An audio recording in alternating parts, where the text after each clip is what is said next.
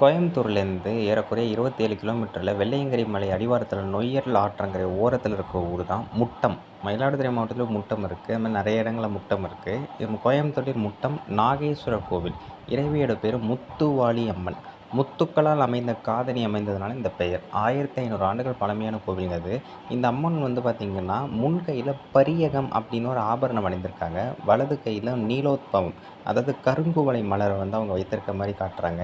இதில வந்து பார்த்தீங்கன்னா, மூக்குல மூக்குத்தி அணியவும், காதுல கம்மல் அணியவும் சிறு துவாரங்கள் வந்து அம்மனுக்கு வந்து செய்யப்பட்டிருக்கு.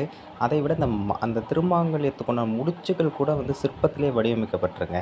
இதில இன்னொரு மிக முக்கியமானது என்னன்னா, இடுப்புல வந்து மேகலை அப்படிங்கிற ஒரு ஆபரணம் வந்து சிறப்புட இருக்கு. இந்த மேகலைங்கிற இதழ் வந்து இதழ் இதழா தொங்கும். இத மாட்டுவதற்கு 16 துவாரங்கள் இருக்காம். இந்த அளவுக்கு ஒரு கற்சிலையில துல்லியமா சிறு துவாரங்கள அமைத்திருக்காங்க அப்படின்னா, அப்ப அந்த சிற்பியோட கைவண்ணம் எந்த அளவுக்கு இருந்திருக்கும் பாருங்க.